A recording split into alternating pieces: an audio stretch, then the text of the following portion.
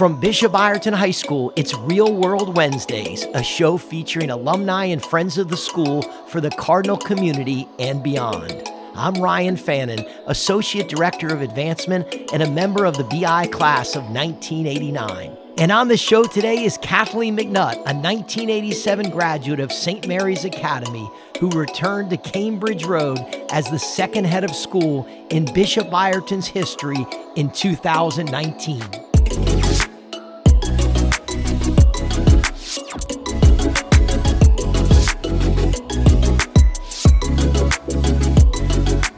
In 2013, Bishop Ireton established a new position.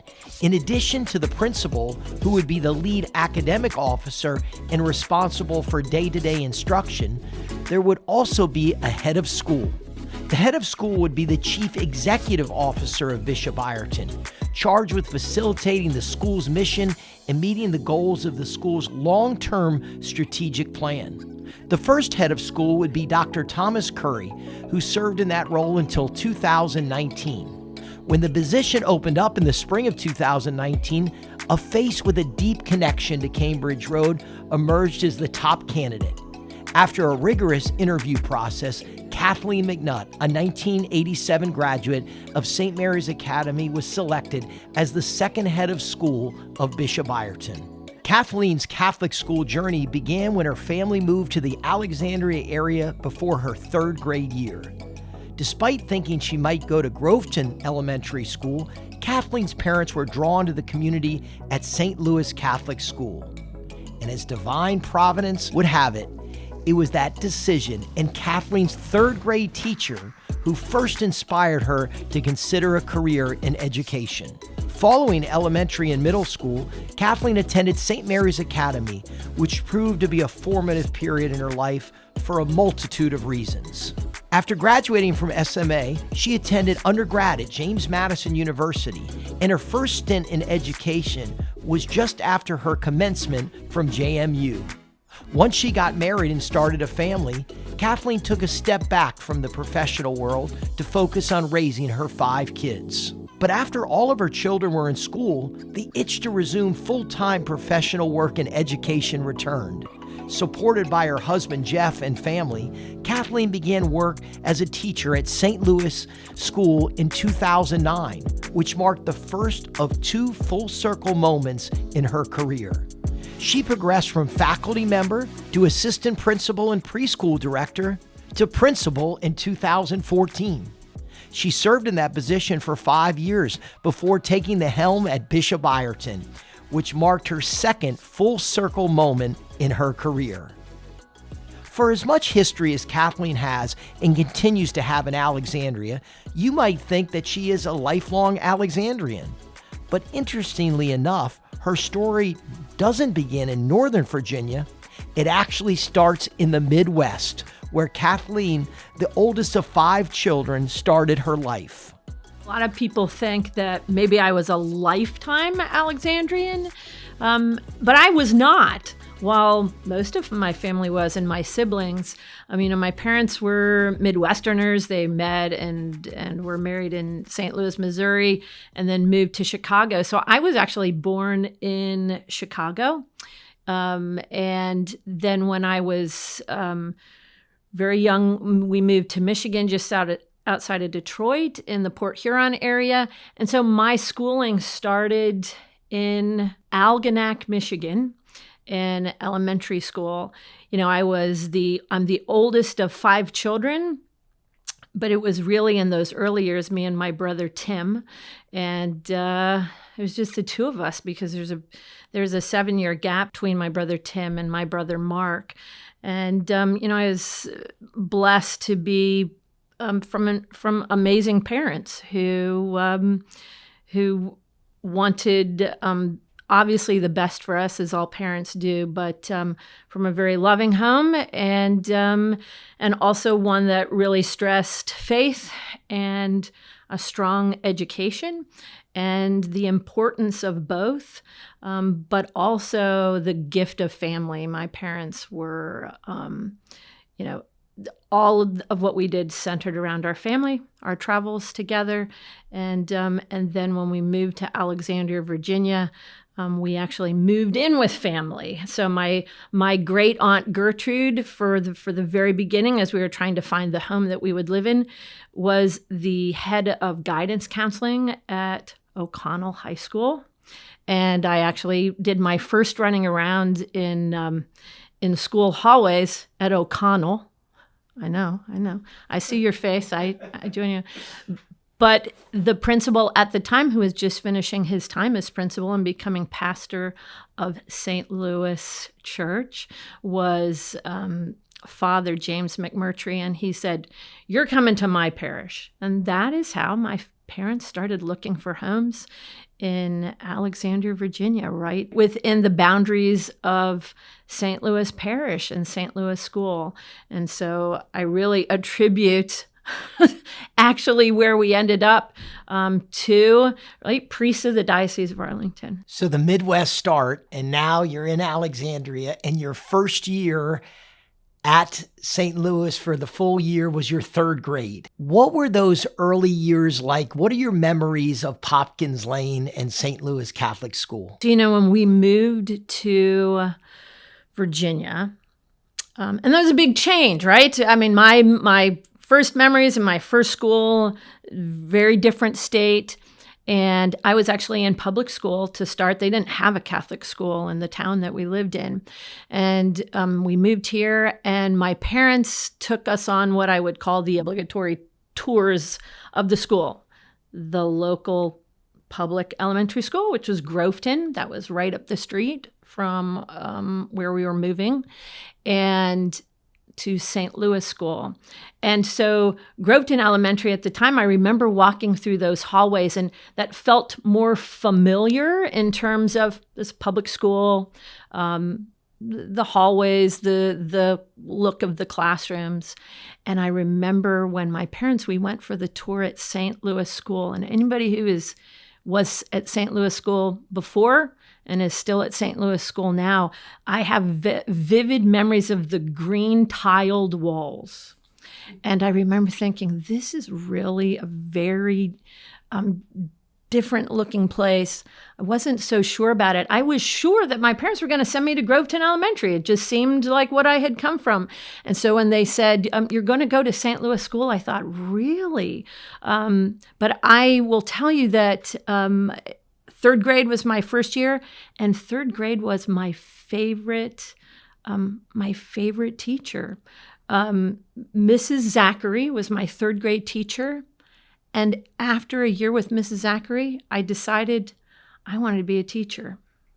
And that was it. And I loved it. And I think I was certainly really born to be an educator.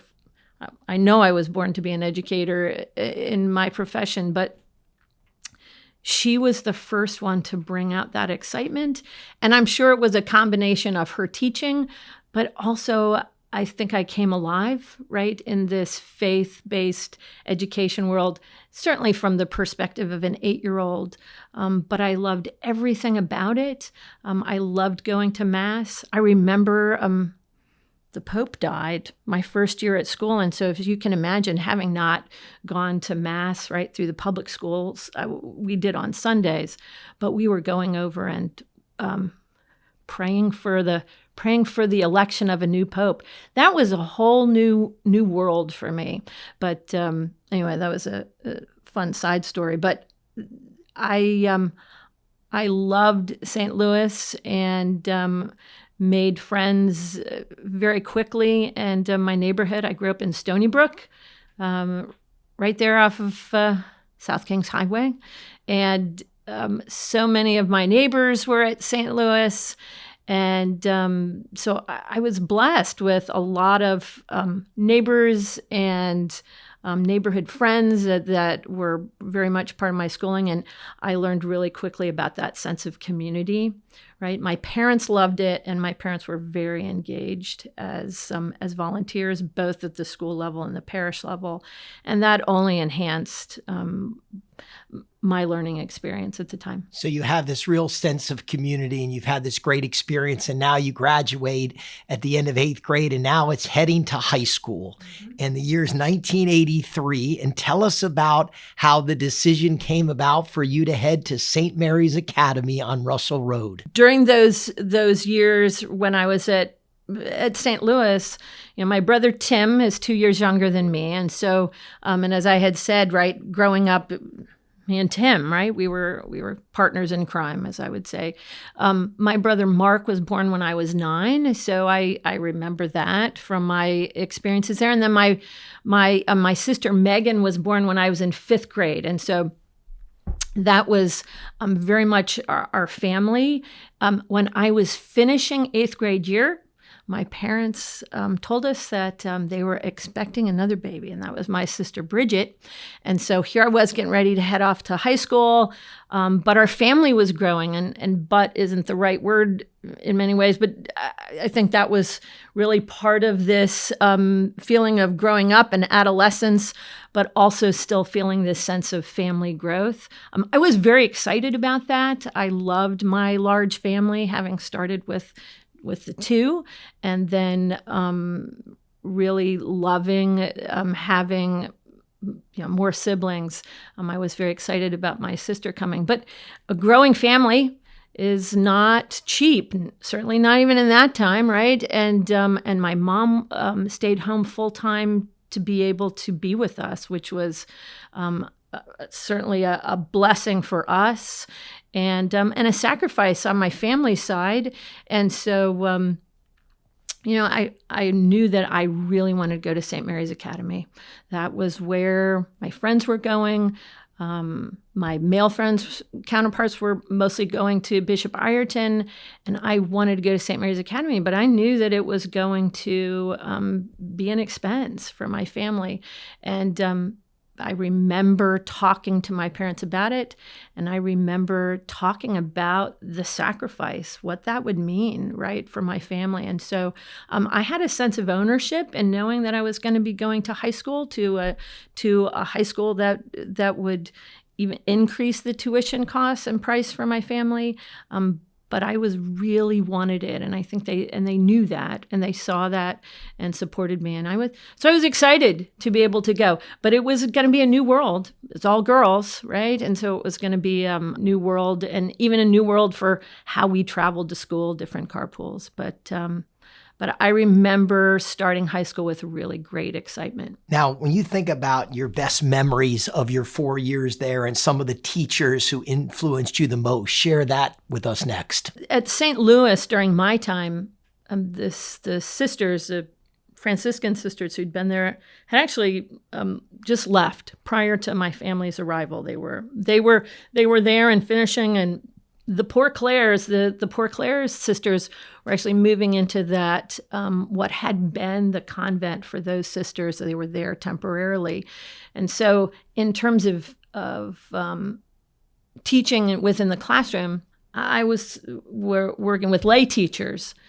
So going to St. Mary's Academy, that was really my first entree into being taught by a religious order, the Sisters of the Holy Cross. I would say as an order, that was really influential for me, being taught by sisters. And I think I learned a lot about the fact that they come in lots of personalities. Often you might think, well, the sister so-and-so and sister so-and-so, and they're all going to be the same because they're all from the same order. And I learned very quickly, right, that each of them were very special individual people, each of them dedicated to education in very different ways, and each of them with their different personalities too, and how they shared the faith. Anybody who is from St. Mary's Academy from around my time, would certainly talk about Sister Elizabeth, and obviously then even into the Bishop Ireton years. Sister Elizabeth was influential in continuing to enhance my research skills and my writing skills. As an English teacher, I had her both my freshman year and my senior year. But I also had her in homeroom. She was influential on so many of us, right, in terms of serious dedication to the craft of writing and the importance of that. Mr. Fredenberg was my math teacher. It's the first time I had a male teacher.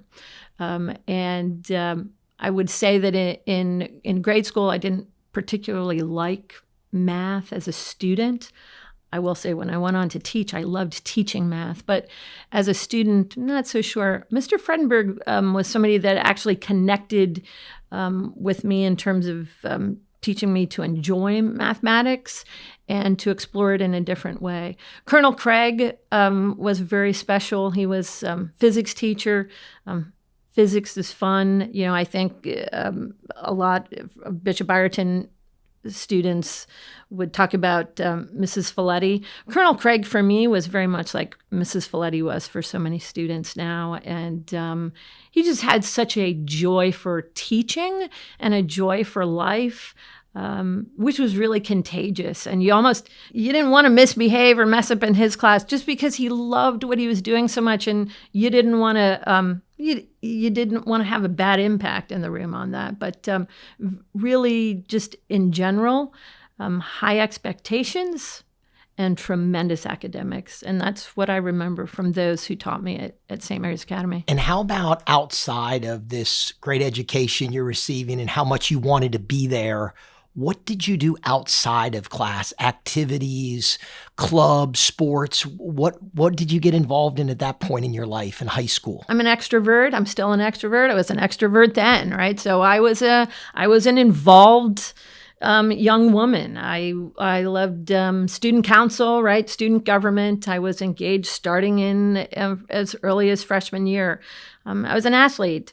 I participated in a lot of different athletics and really throughout the year whenever I could, right? Soccer, swimming, softball I played all 4 years. That would have been my favorite and my primary sport. I was involved in any connections of other clubs, whether it was National Honor Society, French Honor Society. Mrs. Pablo, who I didn't mention, but Mrs. Pablo was probably my favorite teacher in terms of engagement at St. Mary's Academy. And so anything we did in from French and French culture class, we do like a French cafe to make money. I remember being in P.D. Cahill's home, we were making crepes and burning our fingers, but making hundreds of crepes to get ready for a sale for the French Honor Society. But those were things we did. But student government, I would say, was what I loved the most. And that was a way to start being involved with the young men at Bishop Ireton High School. That's perfect. I want to ask you about that connection of St. Mary's Academy and Bishop Ireton that were intertwined. And can you talk about that connection, and especially a very special connection you made with your now husband, Jeff McNutt? Yeah, well, and sometimes people wonder, when did you meet Jeff? Interestingly, a lot of connections between St. Mary's Academy and Bishop Ireton started before we were even there. Certainly as a student at St. Louis, right? So I already had friends who were heading to Bishop Ireton that were classmates of mine. But even feeder schools, that wouldn't have been a term we used back then, but the Catholic elementary schools, things were happening then that would help connect us now. And I was very involved in Model UN at the junior high level, and Bishop Ireton had a big event for the various junior high programs. And I remember the spring before I started high school, we had a big Model United Nations competition. And so we met students from all around the diocese. And this guy who was sitting next to me at that Model UN was Jeff McNutt. I will say that there was not instant connection. We were not dating. In fact, I was frustrated because he and Bob Glennon, his best buddy, won the whole darn event. And I was like, those cocky guys. But that's where relationships started, right? Friendships, knowing who people were, because we weren't at the same campus. And so just getting to know people and seeing them. It varied from St. Mary's Academy on who was as engaged over with Bishop Ireton and vice versa. But certainly the family experiences, friend experiences, those who had siblings, you had girlfriends of mine whose brothers would be there. Those were so many of the connections that brought us together. But I would say probably the biggest deal at my time in the 80s were dances. And I'm not talking about homecoming or prom. I'm talking about regular dances. Dances were a really big deal at that time. At least once a month, there was a dance held, certainly at Bishop Ireton, sometimes at another neighboring parish. But I remember having my three or $4 in my pocket, right, to be able to go up and pay to go into the dance at BI. But those were social opportunities for us. Those were chances to be able to get together. We were, whether we were wearing our OP shorts and polo shirts of the 80s, or whether whatever the theme of the dance was, those were opportunities to be able to gather, and then friendships grew from that.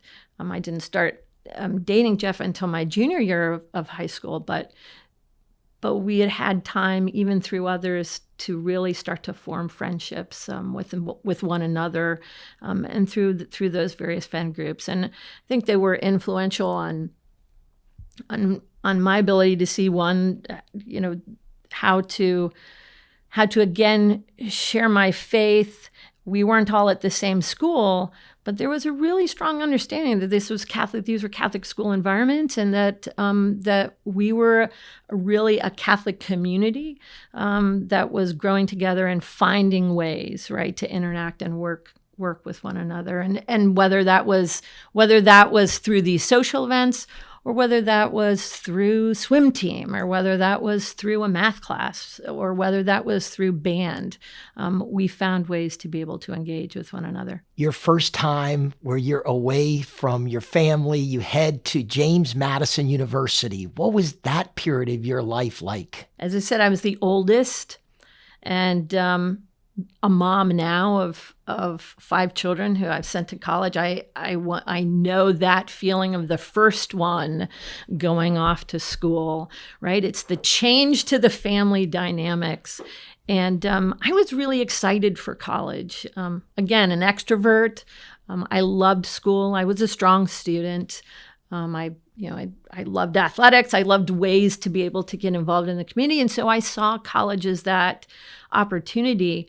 But I also loved my family. I loved home. I liked my home life was really strong for me. And I knew I was going to miss things happening at home, right? I had the younger brothers and sisters, and things were going on there. And so it was an emotional change for me to be able to go from home to college campus. But JMU is such a dynamic community, and a really special place. I think that JMU does such a wonderful focus on engagement, right? Engagement with one another, engagement with the community. And so it was a really great fit for me. But it was, I was lucky to have friends from high school who are going to JMU as well. My freshman roommate, P.D. Cahill, was right there. I remember our dads building the loft beds and and us moving in to the dorm in Eagle Hall. For any of you JMUers out there, 3rd floor Eagle. That was our floor, but it was for me, college and undergraduate was a really great experience. I learned a lot about life, right? You learn how to kind of figure out things on your own. And I would say that college for me was a time where I really was making strong decisions about what direction did I want to go in. And I became really dedicated to excelling academically. I was pouring myself into my studies, but it's because I knew what direction I wanted to go in, and I knew it pretty early, and so I think that helped. After graduating from JMU in 1991 with a bachelor's in education, you began work right away day as a teacher, but after a few years, you stepped away from that for a short amount of time. Can you talk about your life following your time at JMU as you embarked on your career path? When I was in college, though, had a great opportunity to work at a law firm as a boutique contracts law firm downtown. I actually got that job through my work at St. Louis Rectory. I answered the door and helped schedule people for meetings. And one of the parishioners was Peter Kilcullen, who was in charge of the ambassadors group for the parish. He would come in often to either, have a room for one of the meetings or to check in on mail for that ambassadors group. And one day after Mass, just as I was finishing high school, he said, "What are you doing? What's your summer job?" And I said, "Well, I'm lifeguarding, but I'm getting things finalized." He said, "You know what? We need a temporary person at the law firm to help answer phones and work the desk." And that was the beginning of an amazing work relationship for me. I spent summers working at Kilcullen, Wilson and Kilcullen law firm. Started as this receptionist job, but it actually quickly turned into legal assistant work. And I was loving this work in the legal field. In fact, I worked all through, so I did summers, breaks, any break I could do all through college. And I began to wonder whether I wanted to go into law. I loved education, so I was torn, right? This passion for education and that vocation, but this love of what I was experiencing in the legal field, and really the organizational piece, but working collaboratively and seeing attorneys work together and an appreciation for litigation. And so I continued that work with the law firm while I began my first years of teaching. So I taught in Stafford County and loved that. Didn't love the drive, but that said, the drive down to Stafford for me was in many ways very cathartic. I would prep in my head my lesson plans and my teaching schedule for the day as I was driving down to Stafford every morning. And then on my drive back, I'd kind of be unwinding the day in my head. But even during those times when I was teaching and loving what I was doing in the classroom, I was working at the law firm all the way through. And so I kind of had this joint world, right, of teaching with a love of the law. And then, as we said, I was finishing up my time in Stafford, and I was actually dealing with some medical issues one of the doctors that I was working with was at Georgetown. And I decided, it was really tough for me to do a lot of back and forth with the teaching. And so with a law firm pretty close to Georgetown, I would go and work at the law firm full time and see what that was for me. But at that same time, I was getting married to Jeff. And then during my time there, I got pregnant with this young lady, my oldest, and Caitlin, and she changed my world, right? Your first baby, you're trying to determine what you're going to do. And so I went part-time at the law firm, finished a really big case that we had been working on almost the entire time that I had been working at the law firm. And I realized I wanted to be able to be home with her more. And I also was missing my time in the classroom, my time teaching. And so I returned to part-time teaching and was able to be home more with Caitlin. So I really had a real special opportunity, I would say, that not everybody gets, right, to be able to kind of dive into both worlds, the teaching world and the law world. And I think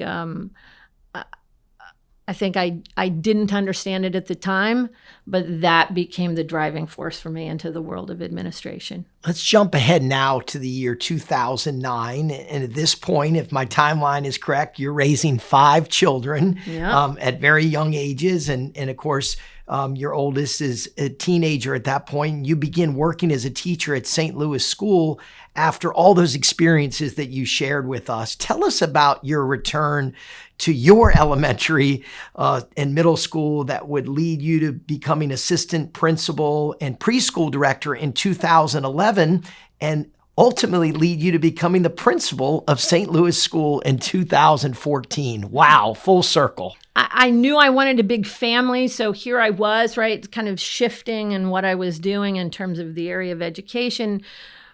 But in those years prior to when I returned to St. Louis, my focus was on being a mom. I wanted a big family. Jeff and I both wanted. We loved the idea of family and being surrounded by a big family. We were blessed to have both sets of our parents in the area and siblings in the area, and so there we were growing our family and growing it really quickly, which I loved. But as you can imagine, right, that's some organized chaos. The organization, of course, was my way of trying to control that world. But we were so blessed with 5 amazing kids.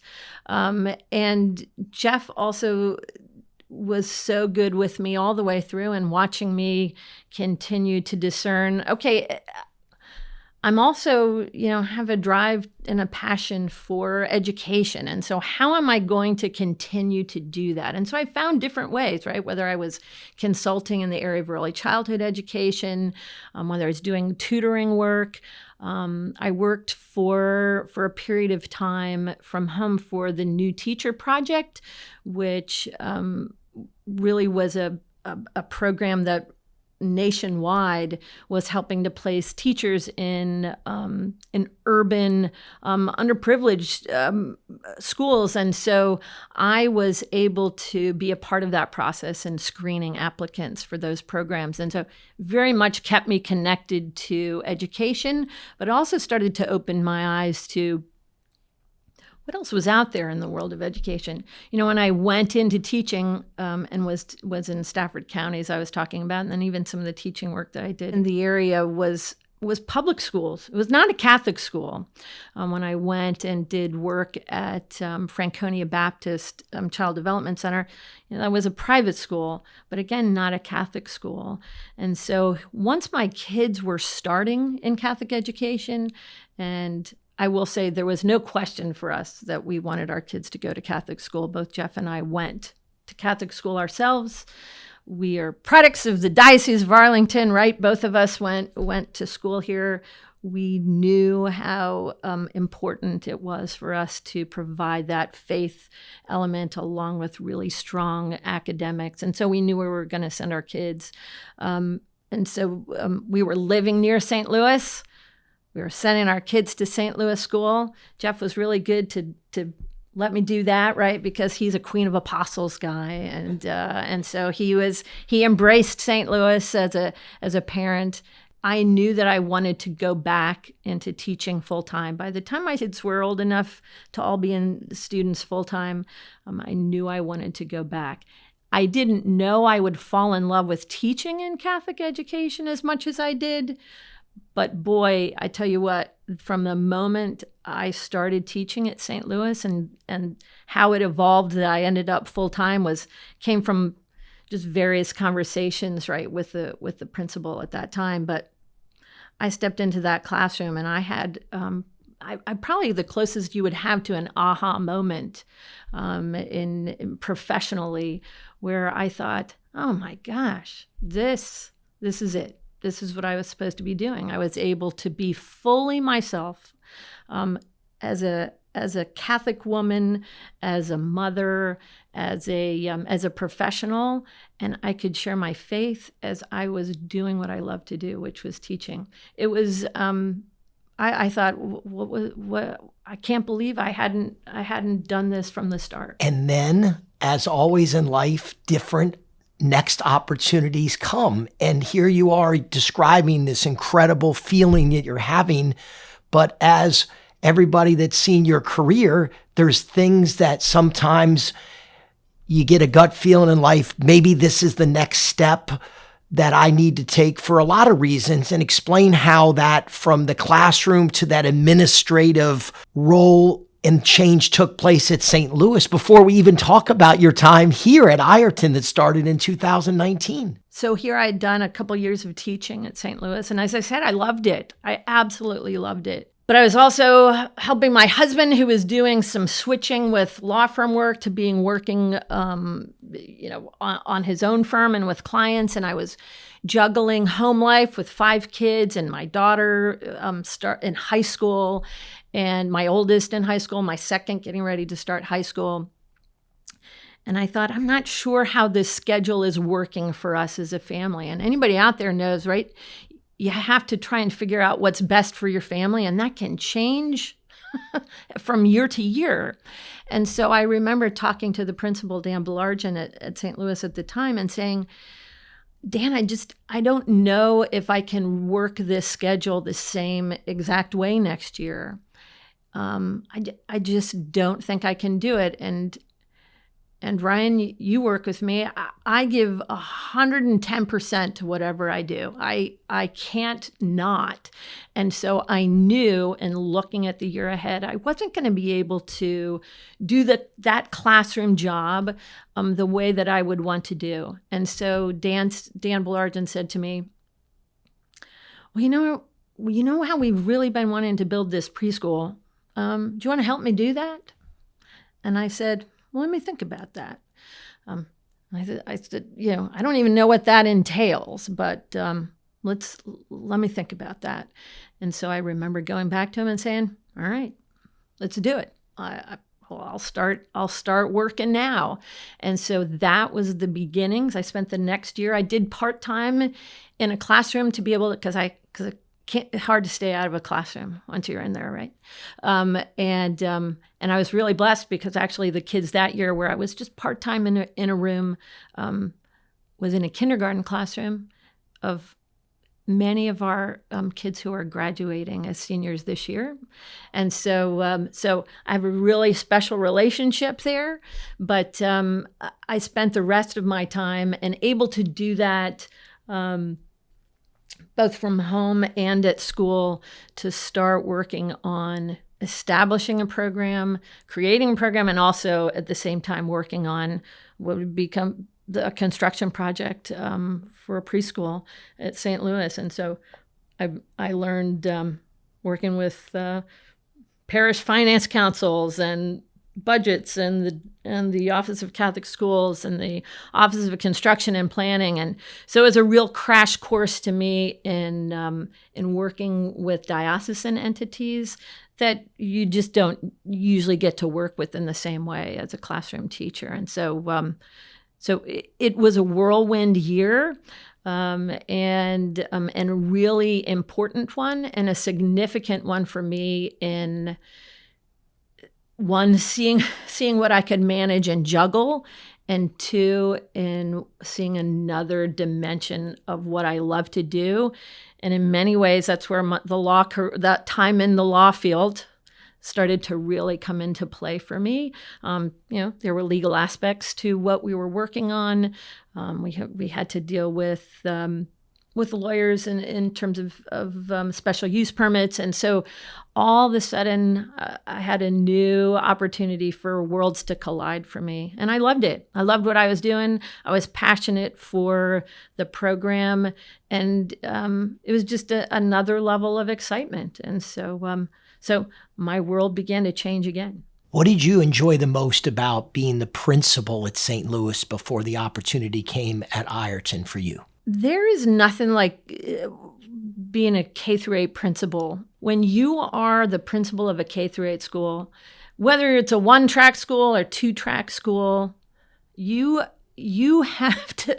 are touching everything all the time because you have to, right? You are meeting with families who are seeing school for the very first time and talking to these little these new young ones who are experiencing the joys and the challenges of learning and going to school.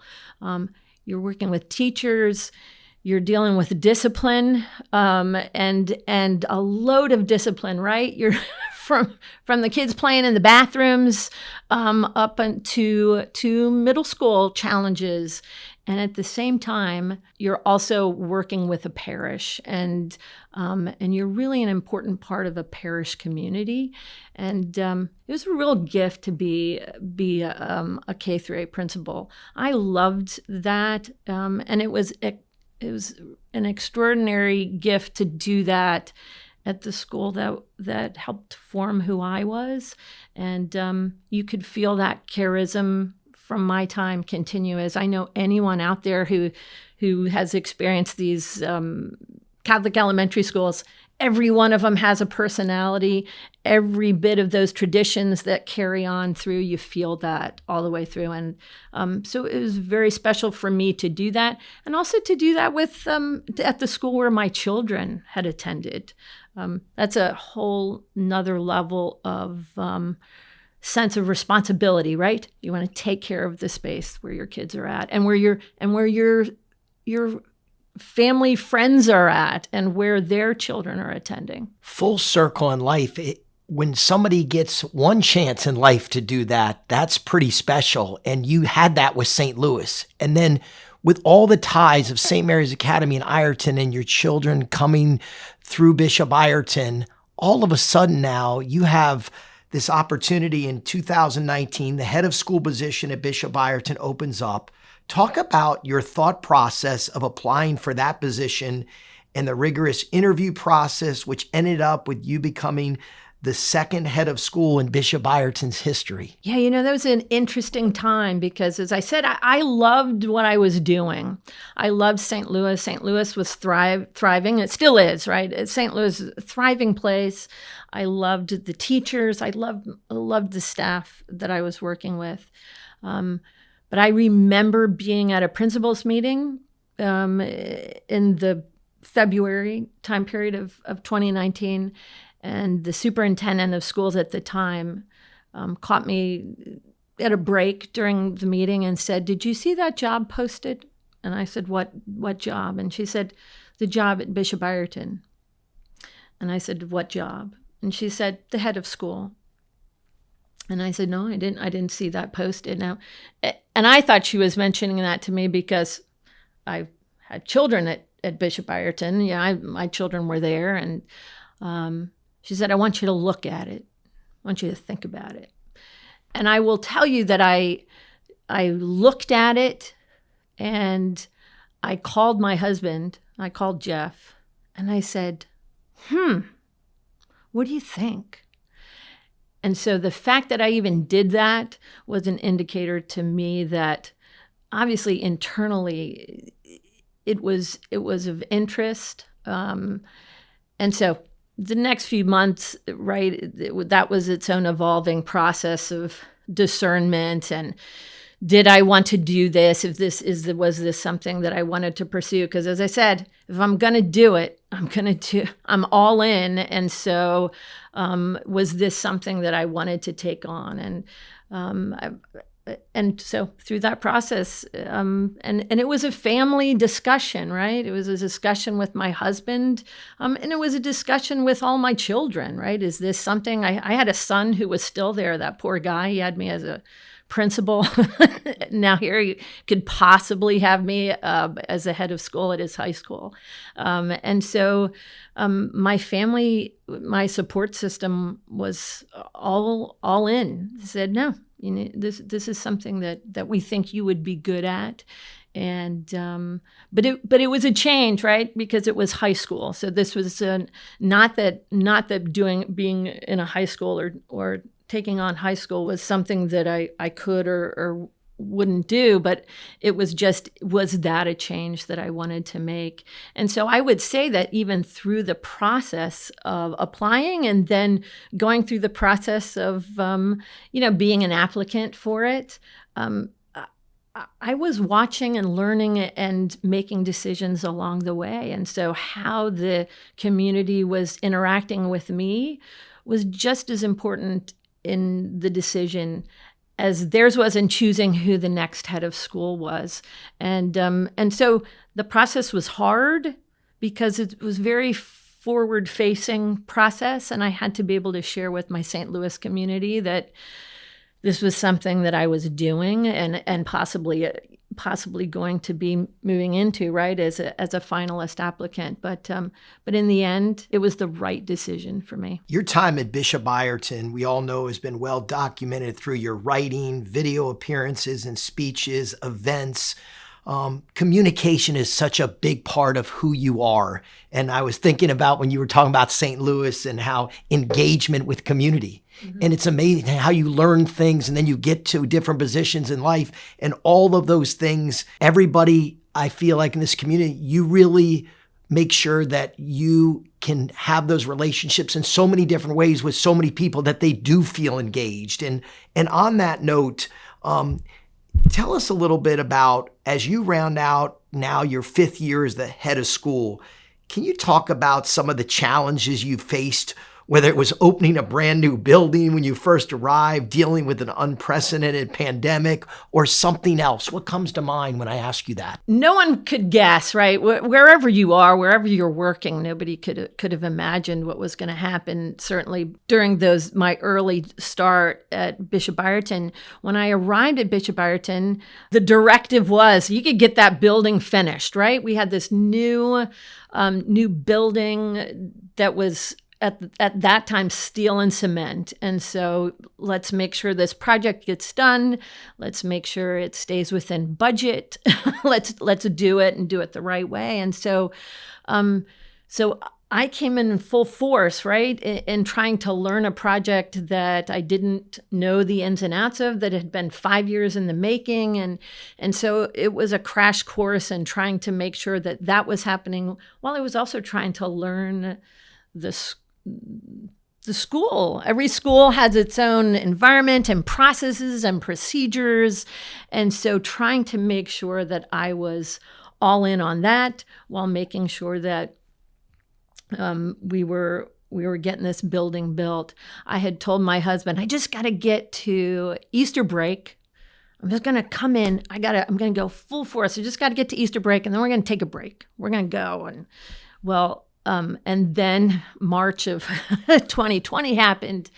And I remember just taking one evening and really just being like really mad, right? Like, really? I just got through all of this. I've been going full force and now this. But I didn't get more than that because time was of the essence in that pandemic to make sure, one, that there was so many unknowns. And so from my end, it was keeping community safe, keeping my teachers safe, and keeping the staff and the students safe, but also making sure that we were providing education and that we were going to do all that we could to do all of that, to have safety and health, but have education. And so that was a whirlwind. I don't think there's any challenge like it. In fact, anything that happens now, I'm like, it's not a pandemic. I can do this. And so, the change and the decisions and the unknowns, and so tackling that,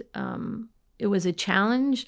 But as with all things, right, through challenges you get your gifts. I learned so much about the faculty and staff in the building, who are amazing.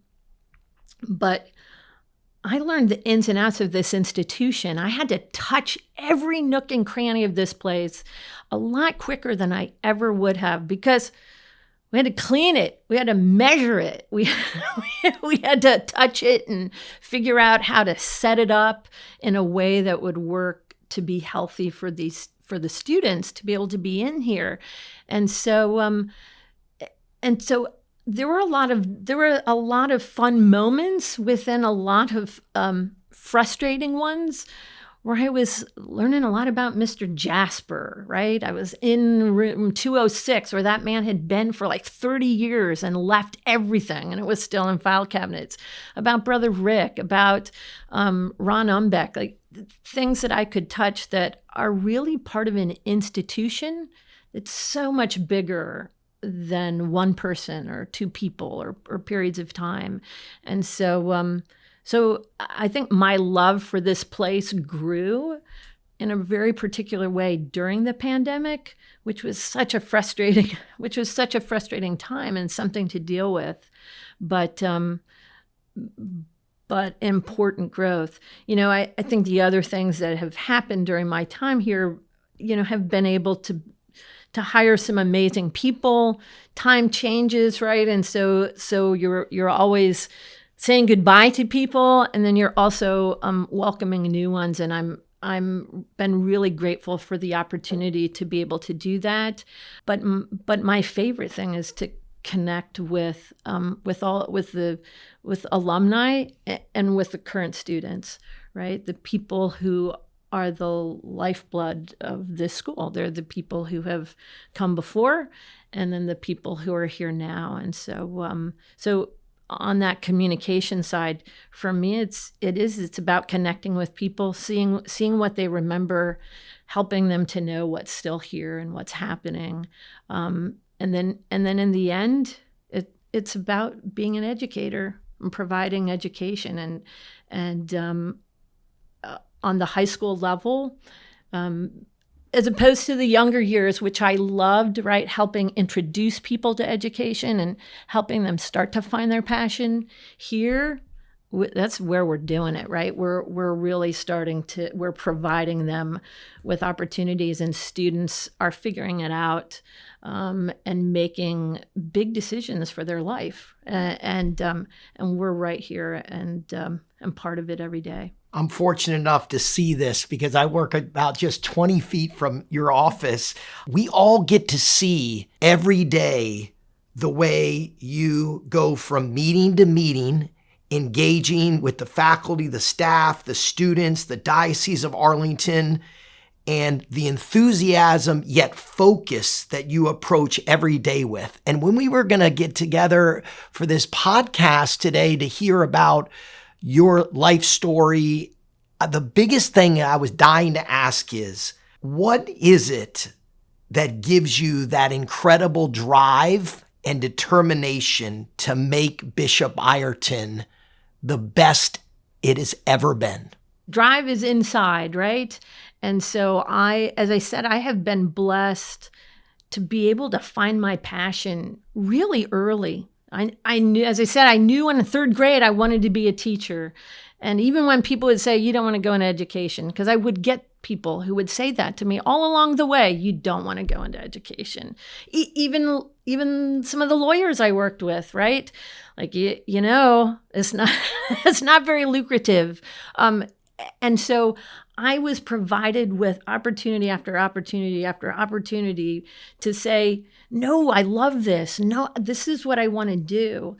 And so that, probably in combination with these really great genes, my parents both very, very driven in their own ways, right? And really strong individuals. And they have shared that with me, that you don't do anything halfway, right? If you're doing it, you're doing it all the way, in combination with just an amazing support group, right? A husband who loves me, unconditionally and supports everything I do. And then just a full family who is the same way.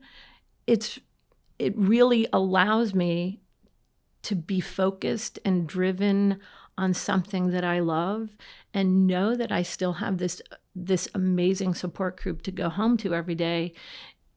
That is what allows me to do what I do, and to do it certainly with love, but with a whole lot of gusto. How's that, Ryan? Love it. Before we talk about the future, I want to talk briefly about the current major project happening at Bishop Ireton, which is the transformation of the St. Francis de Sales Chapel. The project officially kicked off earlier this year and is set for completion in late 2024.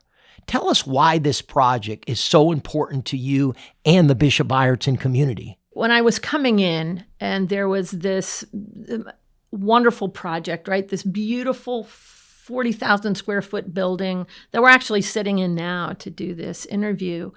And then renovations that were happening in the athletic wing. Just so amazing, right? Transformative to this campus. And then I went into the chapel, and while some could say, well, do you really need to do anything to this chapel? There wasn't running water in the chapel. There really hadn't been a lot of changes made, and there were things that just generally needed to be fixed, much less beautified. But you came down the stairs and thought, we've put all of this work and time and energy and beautiful efforts into these other projects. And I knew from original drawings that there had always been a plan to make sure that the chapel received whether it was renovation or renewal, right? And it didn't happen. And I understood why, right? There are always budgetary limitations, and there are things that have to happen or have to wait to happen. But I knew it. Walking down those stairs and talking with Father Noah and saying, well, where's the sink? And he said, Kathleen, there's no running water in here. And I thought, wow, we really need to look. And so once we were looking at all the things that really needed to happen, it only made sense, right, to be able to look at what we could do to make a proper space for those as we came down and took time to be able to pray, and to also be able to create a space that we saw as center of campus. And so much of where our students come in, right? They all come in down in those lower lots. And so we want them to be able to see Christ at the center, right? And certainly that is through their actions and our actions with one another. But that visual, in a world where visual is so important for us, right? We draw energy from that. This chapel project is amazing, and I think we've done a lot of tremendous work to do this without. It's an expensive project, but we certainly have kept it within the realm of a renovation, and also done it in a way that was thoughtful and done with the diocese, and done, collaboratively. What do you see for the future of Bishop Ireton? The enrollment in your time is skyrocketed to maximum capacity, far exceeding projections. So I'm especially curious about what you hope the school can accomplish in the next 5, 10, even 25 years, because I know, and everybody knows you're a planner and you have a vision. So tell us about that. As we see, the world is ever changing. So sometimes it gets hard to try and pinpoint exactly what's going to happen, right, in the next 5 to 10 years, because we watch to see what the world is going to do in the next 5 to 10 years. What I would tell you is there's still so much to do, right? I look around and say, oh my gosh, there's so many things that we can do. Right now, right, I begin to look out on Fannin Field like, there's a lot we need to do out here, whether it's the track and improvements in facilities out there, looking in the auditorium, right? There are improvements. It's time for some improvements in there that we've already been planning on, because the arts are so important to us. I think from my end, it is continuing to advance this institution, yes, in facility, but in every program that we've got, we're looking at it. We're making sure that our processes are strong, and then ways for us to improve them. But at the same time, it has to be done again collaboratively. Where is our community growing, right? We continue to grow in the area of engineering, and so we look at ways to grow our Project Lead the Way program. We've started a Distinguished Scholars program. There's so much more we can do with that and do with our students as we continue to enhance that. We continue to look at ways where we can expand even within our retreats and service programs. We did that just this year, right, by doing a school-wide service day throughout the city of Alexandria. Those are the ways where we start to make a difference in the world, and we also make impact on our students and our student decisions, right, when they leave us. And so we'll continue to grow. I think from my end, it's important for us to continue that work with the diocese, because their supports are what help us to grow as well, right? Those are the entities that support Bishop Ireton long beyond my time here. And so it's always important for me to make sure that we're staying not only in mission with Bishop Ireton, but through the mission of the diocese. To close out, I know you have so much personal experience with Bishop Ireton and the blessings it has brought to your life. So why do you think BI and SMA alumni should get involved or remain involved with the community? We all see the changing dynamics in the world and the struggles and the challenges, right, that our young people face, and the pressures and the challenges that are out there. Community is certainly had, right, a life impact on me. Anybody else who knows, right? When you have a strong community and when you have strong support systems in place, your ability to thrive increases exponentially. Alumni know this place, right? They are very much a part of this family and this community. Alumni engagement, however it is, whether it is actually coming on campus, whether it is participating in an activity beyond, whether it is coming to the gala, whether it is checking in or reading news from the nest and celebrating what is happening here at Bishop Ireton with those around them or with fellow classmates, or whether it is sharing with us in a financial way. All of those things create community, and we feel it here tangibly. I feel it here all the time, and it has such high impact on our students and their ability to thrive here and know that they are supported and that they are part of this greater faith community, right, that then they take with them as they go into their next steps. This isn't just a school. This isn't just a place to play a game. This isn't just a place to be on the stage. This is a faith community. And so every chance that I get to be able to talk to alumni and say, come back, or say, stay engaged, only has a positive impact on the student body.